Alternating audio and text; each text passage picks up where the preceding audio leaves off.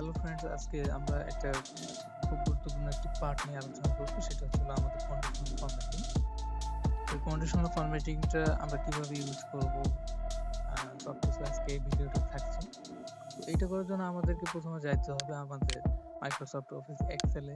তো আমরা Microsoft office এক্সেলটা open করলে একটা শীট দেখতে পাবো। এখানে আমরা কি কাজটা করব, এখানে আমরা একটা কলামে কিছু ডাটা ইনপুট করব। যেমন আমি এখানে ইনপুট করতেছি সাপোজ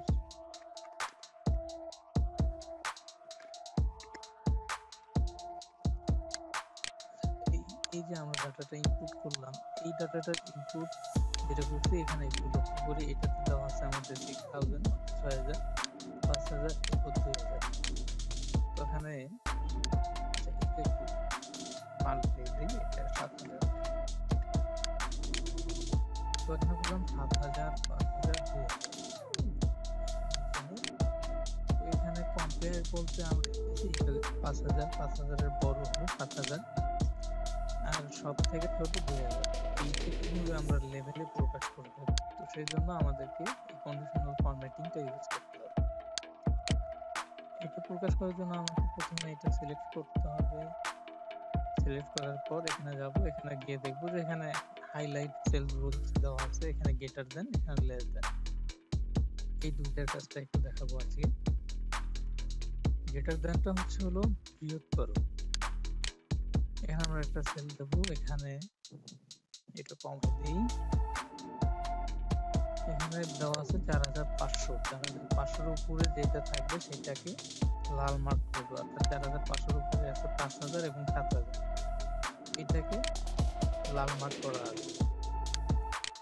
এরপর যদি আমরা লেস দেন দিয়ে বোঝাই, তাহলে 4500-র নিচে যেটা থাকবে সেটাকে অন্য একটা কালারে আমরা দেবো। সেটা গ্রিন দিতে পারি, ইয়েলো দিতে পারি। হ্যাঁ, তো এখন আমরা এখানে বুঝতে পারতেছি যে যেটা 4500-র উপরে সেটাকে লাল মার্ক করা আছে, আর যেটা 4500-র নিচে সেটাকে ইয়েলো মার্ক করা আছে। তো এটা একটা তফাৎ বোঝালাম, তো এটা ক্লিয়ার করে দিই।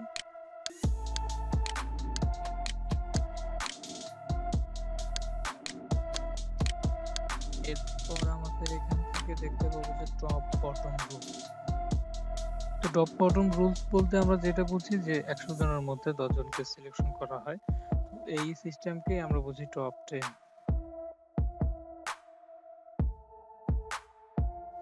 যেটা দেওয়া আছে এইটাও একটা করা যায়।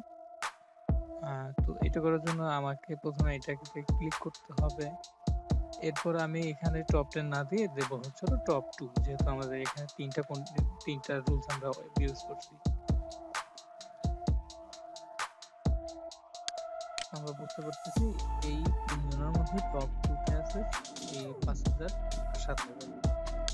এটা তো গেল। এবার আসছি বটম, অর্থাৎ নিচ দিকে যেটাকে বলা হয়।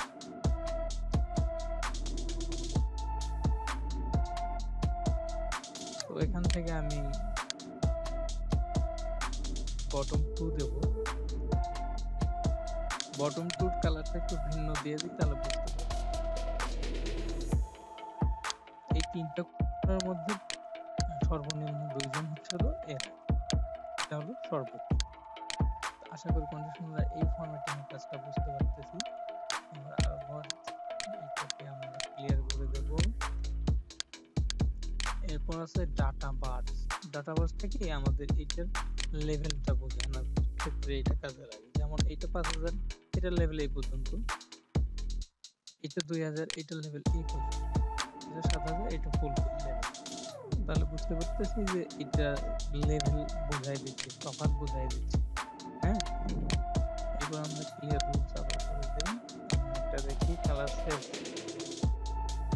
এখানে বলা আছে যে গ্রিন, ইয়েলো, রেড, অর্থাৎ এখানে যে রেড সে লো ভ্যালুতে অবস্থান করতেছে, মিডল সে ইয়েলো কালারে অবস্থান করতেছে, আর যে হাই লেভেলে আছে সে গ্রিন কালারে অবস্থান করতেছে। তো এখন তফাৎটা নিশ্চয়ই বুঝতে পারতেছি। অন্য অন্য কালার দেওয়া যায়, এখানে আছে ব্লু, ইয়েলো, রেড, অর্থাৎ রেড যে থাকবে সে সর্বনিম্ন, ইয়েলো যে থাকবে সে মিডিয়াম, আর হাই লেভেলে যে থাকবে সে ব্লু কালারে অবস্থান করবে।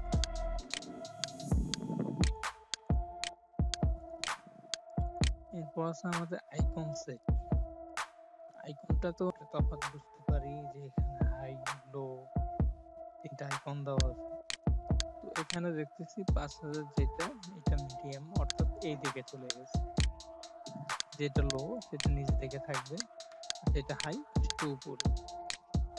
হ্যাঁ, তো আশা করি আমরা এটা বুঝতে পারতেছি। তো কন্ডিশনাল ফরম্যাটিং এর এই কাজটাই আমার আজকে দেখানো ছিল।